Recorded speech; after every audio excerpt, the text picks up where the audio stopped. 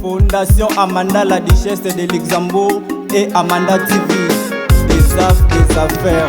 Fondation Amanda.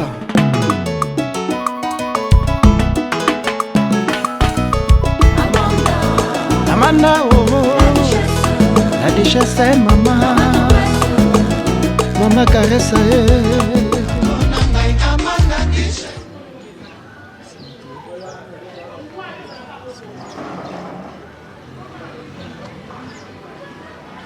Pote na bino balanti ya émission na biso ya mokolo ya lelo tika na pesa merci na grand-père Céleste o asali ko nga na bino tokutana na mokolo ya lelo tika na pesa mbote na ngai pe mbote na bino ebele bato oyo bozwi libako ya kolanda biso na mokolo ya lelo tika to présenter les bino lelo to yambeli bino moko ya ba minganga tradi praticien ya lobi aza spécialiste tokoyoka e mingi ingénieur Belon fongola machine toke.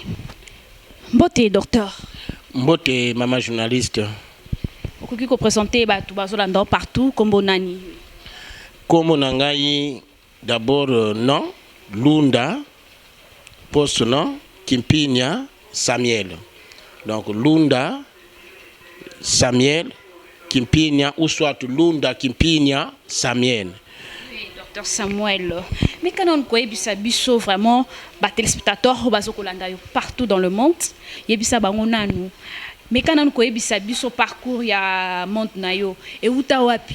Koyeba mais quand on ko betela biso di solo ya mokolo ya lelo mayele oyo vraiment ya kimunganga oyo utela uta wapi. Papa misusu balobaka ko o koko nanga mutala kisanga maman maman anda kosala en regardant maman denezala ki konga na zwaki mailo na sima ke ngandi mususu ono papa e musu mama le kitata mo sima yo me kana ko ebisa biso nani mutapesa maile o. Merci maman journaliste et maile o ya mosala na zoko salela eza te tata mwasi eza papa pété eza mama pété eza nokote eza ndeko ya famille songolo pakalate mais ezali quand même otobengi volonté oyo ya ndenge na bandiko tanga ba classe na ngai tana zo tanga ba classe zaki mingi makasi na mathématique zaki mingi makasi na physique zaki mingi makasi na biologie pe na chimie mais tana landi ba études supérieures na yeko landa kaka otobengi option scientifique notamment la biologie à haute tension et la chimie à haute tension lulenge wana na côté pe na monde ya ba recherche na ye komona mukanda moko o bakomaka na kala bakoko na biso mukanda wana bako livre wana bakomango na 1604 na ye kosumba mukanda wana malgré zaki na monoko ya mboka nde na ye komona effectivement mukanda wana pe epesanga ouverture ba esprit ya usala musala oyo titre ya mukanda wana ezaka l'abbé Lonjongo Ndombasi akomaka mukanda wana mais titre apesaka Nkisi Mibankulu. À partir en Kisi Mibankulu la kisini. Kisi Mibankulu ezali traitement ya bakoko na biso. Kisi Mibankulu. Alors tala yeko fongola bureau oyo na 2000 titre pe na pesa kombo na kati ya centre na biso Kisi Mibankulu. Avant eya centre de recherche scientifique ba paramètres belé et le kaka simawana na yeko pesa kombo centre de recherche scientifique mais aki Kisi Mibankulu. Kisi Mibankulu et la kisi ba kisi oyo ba koko na biso ba utilizaka avant l'arrivée de l'homme blanc na kati Afrique. Mais comme ba kisi wana ngwa pesa Kisi Mibankulu.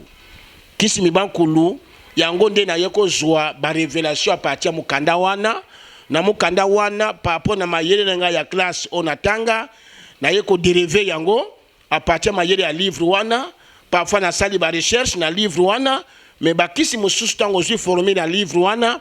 Alors livre en joto sate il fallait que luka susu ba livre mususu kuzala lecteur na partir ba lecteur nanga ba lecture nanga sala ba différents livres tels que vie et santé volume 1 volume 2 volume 3 volume 4 na yeko code sa tant que bibliothèque nanga yi et par là makambo ya kala ona ngoko sala kati ya centre en Kisi Mibankulu na yeko mona suna ba livre mususu ya santé et vie c'est par là solution aux connaissances oyo nzambe ayeko pesa nga kati na bomo inanga pe nazoko bikisa milimo banda 1996 wana zaki na intérieur na bandundu na mushi na ye na Kinshasa na 99 na 2000 na ye na Bandalungwa wa.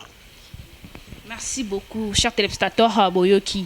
Ya lobi boye. Ye kisinaye pe ko soigner batonzela bokoko ye azwa mayele na songolo pakalate a découvrir ngo na livre moko o bakoko batikaka yango ye a découvrir ngo. Mais question na biso sous saison nge pa ya papa docteur. Mais kanon ko ebisa biso ndenge nini oyebaka ko kisi oyo ou bien nzete oyo e ko soigner maladie telle ou bien songolo pakala. Mama omoni mokili esalami na liloba biso bato pe to salami na liloba nzete na nzete nga na pesango kombo te ne banda mokili banda bakoko oya kala bazana mokili oyo bapesa banjete bakombo ngai pe na ye kaka na kati ya aligné wana ko bimisa sikoyo ndenge quinquessence n'est-ce pas ba vertu n'est-ce pas ba principe actif pe ko yeba yango ko étudier yango malamu pona yeba par exemple que na kati ya ai principe ni neza wana na kati ya chou principe neza wana na kati ya ndiadia madiadia plante médicinale principe neza wana na kati ya longo ce sont les plantes africaines principe ni neza wana donc par identification na ko conclure qu'effectivement ba principe nyonso ya ba kisi o nazana yango si na sali mélange nanga ezala mélange hétérogène ezala mélange homogène ba mélange nyonso wana fona former un antibiotique à partir antibiotique wana nde na bandi ko calculer sur notion de dosage à partir dose nazo pesa malade et ba malade o ba leka kala n'est-ce pas nazo yeba nen ko pesa bango dose tina ko assimiler ba dose wana banda depuis 2000 nazana banda lungwa en tout cas il n'y a pas un cas de mortel ici pour batbazo yeba te. Qu'est-ce que les plantes médicinales? Mais les plantes médicinales, elles ont régime alimentaire, to guérison ya moto, ils ont alimentation. Oh, ils ont un bio. Mais batbazo ye batte le biko na bango. Vraiment, nous avons un souci mingi, maman journaliste. Pourquoi? Parce que les gens toujours veulent se soigner avec les produits chimiques. Beaucoup de cas qui meurent dans les hôpitaux modernes à cause de ces produits chimiques-là. Mais les produits synthétiques, ils ont sali sa malamute. Dans 85, dans 100%, moins, plus moins, 65% au bazokoufa, ou bien 67% au septembre bazokoufa. Mais au bazobik bazamouké. Mais quand je prends d'abord l'histoire du passé, parce que l'histoire sont les événements du passé. Na kalabako qu'on a biso ba umela mukili. Même que ça même 100 ans, un siècle et demi. Basalaka yango, mais le lobby lenge bazokoufa pourquoi? Est-ce que mon monde est que se poser question te? Est-ce que dans les 5 continents que le monde regorge, et que poser question que malade, si aucun n'a mondele est simbité, changer paramètre. Mais tant que vous changez paramètre, mais docteur, balobi que bino tradi praticien qui c'est beaucoup ko izarana dosti de toyo kaka. Mais voilà lukuta pourquoi? Parce que ngana sali kisi na ngana pesi dose. Ya malade o azo bella que maman, to papa, qui sont na sali, mais là 1/3 de verre. Mais là, 2 cuillerées à soupe le matin, 2 cuillerées à soupe le soir. Et 2 jangoanati. Maman, yakana nawa, osobela ni, on a so sala auto bengi hémorroïde. Bon, soit qui si oyo, vendela yango pendant 1h30, 2h du temps. Moto go bima wana, eza kisi ya kufanya la moto yako tumapota hémorroïde wana. Est-ce wana zima eza dose te, eza dose. Le temps est calculé. Le nombre de concentration du volume est calculé. La notion du dosage est calculée. Donc la dose est connue lorsque le malade est guéri. Le premier malade qui t'a donné le médicament qui te soigne, tant qu'on peut essayer dose est bikisiye, au cas où dose pour éviter quand même que tu aies des dégâts. Na kaya batozobela kaya hémorroïde, kaya diabète, kaya prostate, kaya gastrite chronique, kaya stérilité. Kaya zaka ebele na mboka oyo ya Congo oyo. Merci beaucoup docteur. Okoki kobete la bana ya Congo ou bien yebisa biso vraiment aux spécialités na maladie nini. Merci maman. Normalement, ngai naza tradi praticien te na paraphraser question na yoana. Spécialisé na nini na maladie. Naza en fait domaine nanga on a sali pesa ba recherche na domaine traditionnel médecine traditionnelle congolaise africaine et ça diabète. Maintenant il comme on a diabète sucré parce que diabète d'abord est divisé en 4 types. Diabète type 1, diabète type 2, diabète gestationnel et diabète secondaire. Diabète wana eza na bilembo na moto azobela yango. Mais ba bilembo to yango plus tard. Na yiko mona ke na diabète batozo kufa mingi c'est vrai. Parce que dans le monde, tu as plus ou moins dans les 450 millions de diabétiques selon l'OMS. Na RDC, dans notre pays, Congo démocratique, nous avons plus ou moins dans les 200 à 250 000 cas de diabétiques. Yango omes, à Salakisi, il y a pas diabétique, mais à soit solution. Kisi wana ekena makila. L'omes a monique comme maladie wana est incurable. Il faut na ça la fête ya ba diabétique. Alors fête na zaka vers la fin de l'année. Chaque le 14 novembre, ba fête ya ba diabétique. Parce que mon ici monta comme na fin d'année, il faut ça la fête na ngwa, c'est dans l'omes. Mais ngana monique non, diabète ezaka na niveau ka makilate. Ngana za chimiste, na za mathématicien, na za biologiste. Non, non, il faut ça la recherche à niveau de l'origine. Il faut ça la recherche partir de la cause. Une fois, maintenant, la cause de la maladie, na s'il y a partir de la cause, la cause génétique, bien sûr, la cause environnementale, la cause, comment dirais psychosomatique, la cause de la na zuba kisi na yango de salite aujourd'hui, pancréas na type 2 oyo et koufaki, et ça qui na couleur déshydratée, et comme couleur verte, yemoko pancréas comme sécréter l'insuline. Na type 2, il y a un problème de la chromosome. Chromosome X, Y et XX. En fait, il n'y a pas présence de chromosomes. Chromosome, la côté à type 1, ils ont déjà affaibli. Il faut les renouer, les renouveler. En fait, ce chromosome protège le pancréas et en fait, le taux de sucre est régularisé au niveau du sang. Mais na monique le diabète, c'est vrai. Bato bazo bele ango. Mingi. Mais na monique kaka diabète bato kufanango. N'a pas la autre recherche sur la maladie mususu, telle que la gastrite, telle que la stérilité, telle que prostate HBP, telle que infection chronique, telle que autobengi hémorroïde, n'est-ce pas, interne, hémorroïde externe, hémorroïde sous forme de fissure anale, hémorroïde des ganglions et des plis, et les complications, il y a hémorroïde one. N'a pas la recherche, na autobengi rhumatisme lombaire. L1, L2, L3, L4, L5. Rhumatisme articulaire, RAA, rhumatisme articulaire aigu. RI, rhumatisme lombaire. Ba rhumatisme nyonso wana ezopesa sa maladie oyo bengi ba complication ya foie na insuffisance rénale. Nyonso wana tout ça ba recherche na yango. Donc ezaka diabète té, même si motaza na prostate aigu, azo sala miction urinaire, résidu post-mictionnaire. Si aye awa, tozwa kisi ya ba prostatique wana. Oh, à la déshydratation, pensez au diabète. Vous pensez à la prostate. Makila ya prostatique ou ya diabète est diminué. To jupe kis o to bengi awa, to pesi yango pe malade wana pe kenango. Voilà, d'une manière générale, docteur Samuel Bareche Sala yango wana.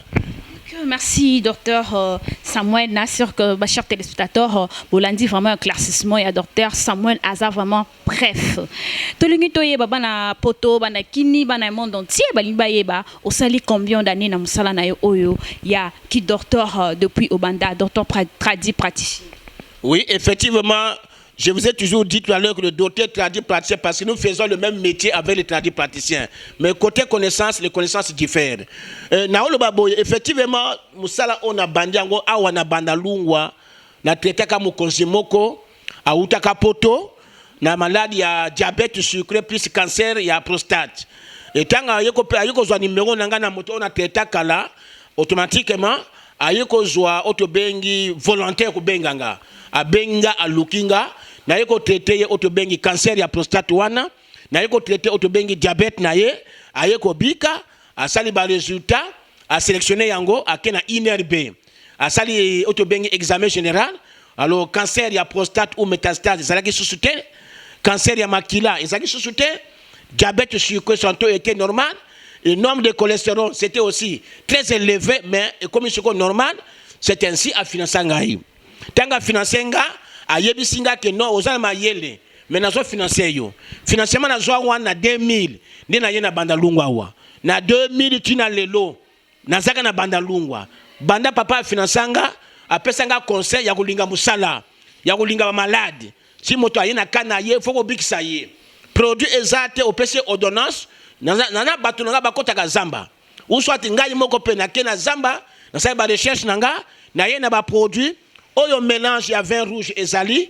oyo mélange ya molécule d'eau ezali, oyo mélange ya à partir ya vinaigre ezali, oyo mélange à partir ya vin de palme ezali, ba mélange na molécule na molécule na yango. Na monique si kaya hémorroïde, na cause par exemple vin de palme, na sali fermentation nango na tokisi azopesa kisi ya hémorroïde ou kisi ya stérilité na kozwa oto bengi vin de rouge en cas de prostate yango nde sala moto abika na prostate donc ba mélange nyonso asalaka eza ba mélange oyo eza combiné souvent à partir de molécules différentes. Merci, cher téléspectateur. Tellement le but solo un mélange et se rapplenga que à kokiko laksabiso ba kisi azana ontomoni ba kisi o ezali awa docteur. Oui, expliquer ba téléspectateur na biso. Oyo ezali kisi nini? Oyo ezali le masouker. Le masouker, ça sert à quoi? Le masouker c'est un médicament d'abord le nom j'ai trouvé le nombre de plantes qui sont rentrées, j'ai pris la première voyenne. La première voyenne c'est-à-dire M. Donc il y avait un nom appelé plante. Utilité nango eza vraiment. Utilité nango en fait maladie soit moins il y a hémorroïde. Maladie au exemple il y a impuissance sexuelle ou éjaculation précoce ou autobengi masouker et autres traité autobengi ba quantité il y a spermatozoïde dans mobile est diminué. Tanga zo melango et zo bakisama. Moto aza quand même diminution du corps de l'homme. Voilà, quand azo melango ça commence à prendre le volume au fur et à mesure. C'est à travers le masouker. À travers le masouker. Le masouker, c'est une plante médicinale efficace, très efficace, surtout chez l'homme comme chez la femme aussi. Oui, oyo docteur. Oui. Ça sert encore à nini? Oyo, c'est la pommade aux malades qui viennent pour les diabétiques. Bah, diabétique, makila na bango zaka sucré. Ok? Il faut la soit ganangai. Na loi tigan. Na sali kiné na niveau ya pancréas côté oyo na sali kiné à côté ya cœur na sali kiné côté ya foie na zui pommade oyo na appliquer ba partie o makila zo kombo nango nini pommade de Samuel Lunda ça sert à l'application du cataplasme à l'extérieur de la peau là où le sang sort. Azo sala yango même na massage anal parce que mon bali force anis maintenant la pêche pommade oyo na kotisi même le corps de l'homme était au repos malamoko ebandi ko fonctionner il y avait pas de la chaleur au niveau de le corps de l'homme mulunge ebandi ko bima à partir de pommade oyo automatiquement ça donne aussi le plaisir comme chez l'homme aussi. Merci. Pour les hémorroïdes bien sûr alors ça oyo kombo nango nini les étiquettes ne sont pas là. Oui. Et ça c'est la diabéomine c'est pour les diabétiques la diabéomine oyo malgré notice exacte motosi ameli yango et ça la diabète type 1 diabète type 2 mais le traitement c'est pas au court moyen c'est à long terme à cause de kisi na pendant plus ou moins 2 mois azomela yango azomela kisi musuto bengi njaja longo azomela masilor azomela tisane de diabétique nde alandi traitement na ye tina suka nde abiki na bokoni ya diabète. Merci. Bongo oyo peto moni, ça sert à quoi encore? Ça aussi, c'est un antibiotique. Maladie à prostate. O masuba ezo bima muke ezo katate. Masuba ezo bima muke ezo katate. Tanga landi kisi oto bengi njaja longo oyo tanga zo melango au fur et à mesure. Comme quantité d'urine comme ils ont régularisé et masuba ezo bima à l'absence de prise de perte d'inconscience. Azo kanga masuba ekinake suba ego bima. O HBP volume evimba ki ya prostate. Tanga zo kisi oyo. Na kwa soshango na ben de Samuel. Kisi ya moto wana. Moni ba bassin wana, na zwaka ya bassin wana, na zu ben wana, na tina kati ya bassin, na zu bleu de méthylène. Na tina kati moto ya prostate avant de li. Tango simbi ben wana eza malili. Mais au fur et à mesure, ozo kota wana temps durée ya temps wazo sala. Moto ya ba plante wana ezo bima. Moto wana ezo masikoyo prostate ba hémorroïde ba ganglion, ya ba hémorroïde ba mbuma, hémorroïde externe. Prostate surtout prostate. Tango moto wana ezo kota à travers anis et azo melanjaja longo oyo. Prostate comme normal et motala sur la prostate. Merci beaucoup cher téléspectateur de Bomoni oyo zandia long. OK, papa bongo oyo ça sert à oui. Le zimenga moto surtout abeleka mingi diminution makila. Makila ezo diminuer. Faut pas perfuser. Mais les zimenga oyo sina pesa ngo moto. Eza la maladie eza makila eza cancéreuse. Cancer na makila. Tanga ju yango ezala moto za anémique diminution makila tanga ju yango moto azana rate tanga ju yango moto azana kwasherkor tanga ju yango omoni des imenga oyo ezo traiter ba maladie ebele kaka mais bato ayebi yango awate. Merci beaucoup, docteur. Bongo koki koyebisa biso ba septembre ya hémorroïde, ba septembre ya diabète, ba septembre pe ya gastrite ezala kandenge nini. Donc ozala bref juste. Ouais, bah symptôme, il y a hémorroïde, et ça, bah symptôme, multi-symptômes. Mais il y a au plus, autre la constipation. La constipation, est ça, symptôme grave, dans la hémorroïde. Et en même temps, constipation, est ça, cause de hémorroïde. En dehors, il y a un symptôme, il y a hémorroïde, ça s'appelle hémorragie avec sang, celle sanguinolente. Et ça, symptôme accompagne de fortes douleurs. Il y a châtiment à la niche, et des petites gales ou des bibons tout autour de la niche là. C'est ça des symptômes. Et c'est avec accompagné de douleurs atroces. Et ça, c'est symptômes. Perte de poids ou amaigrissement. Et diminution du corps de l'homme. C'est ça les symptômes au niveau des hémorroïdes. Bon. Alors au niveau de la diabète. Diabète sucré. Les symptômes, le malade sent une sécheresse bicale. Le malade ozoyoka otobengi, trouble visuel. Le malade ozoyoka otobengi, amaigrissement accentué. Fatigue musculaire. Le malade a ça insomnie. Polyurie intense. Motazo ouliate, manque d'appétit. Motazo sala otobengi, fatigue généralisée. Migraine à la tête. Voilà quelques symptômes côté à diabète. Au septembre, il y a prostate, oui. Ouais, les symptômes de la prostate est homogène dans motasali presque autobengi diabète. Parce que il y a prostate. Azo suba, muke masuba ezoko bima. Muke masuba ezoko bima. Ningi atelema ake suba, masuba yango moko na bilamba ebimi. Ba bilamba epoli. Yango autobengi résidu pré-mictionnaire et résidu post-mictionnaire. Pré-mictionnaire, résidu salami après pré-mictionnaire, post-mictionnaire, avant mictionnaire. Avant miction, masuba ezobi mayango moko malembe. Mais cela est dû, n'est-ce pas, au gonflement ou au gonflement de la prostate. Il y a un bengi HBP. Motazo sala auto bengi résidu pré-mictionnaire et résidu post-mictionnaire. Motazo sala masuba auto bengi polyurie. Muke masuba ezobima. Incontinence urinaire. Ils ont des symptômes, il y a de la prostate. Perte de sang aussi. Gonflement des pieds. Parfois, il y a la prostate et vimbi. Parfois, beaucoup de vimbi. Nous avons vimbi. Il faut continuer à faire l'examen à PSA. PSA total, PSA libre. Examen où on a relaxation, par exemple, makila ça du cancer. Si la prostate est dans les normes gonflées, alors, on a une prostate est dans vie à sika. Merci beaucoup, chers téléspectateurs. To komina suka, to chité pour la fin ya émission na biso ya mokola lelo na docteur Meka ko ebisa ba o bazali kolanda yo partout, o pesa contact na yo, o pesa pe commune, pe avenue oyo centre ezwami. Merci madame ou mademoiselle. Biso toza juste meka na commune ya Bandalungwa. Na commune ya Bandalungwa, avenue Mangembo, numéro 5035, quartier Adoula. Toza justement na direction ya Mangembo. Otobengi église, direction église Mangembo. Au leki église Mangembo. Au ju projection, il y a église Mangembo wana. Au côté deuxième avenue. Dans le côté première porte, deuxième. Bakomi centre de recherche scientifique. Phytothérapie moderne.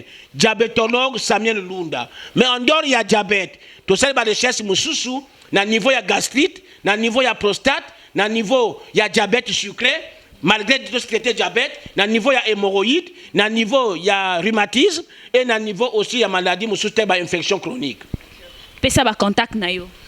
Bon, le malade pour amonanga pesa na coordonnées électroniques, à ko benga na 00243 9 00 78 04.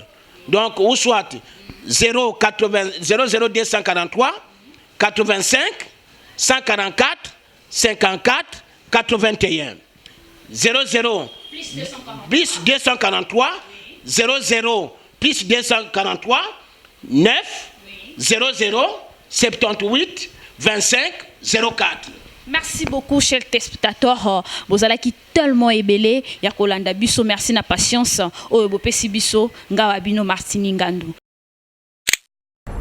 Fondation Amanda, la duchesse de Luxembourg et Amanda TV, des affaires. Fondation Amanda.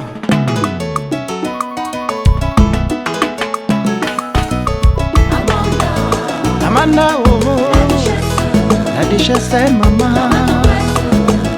Maman caresse.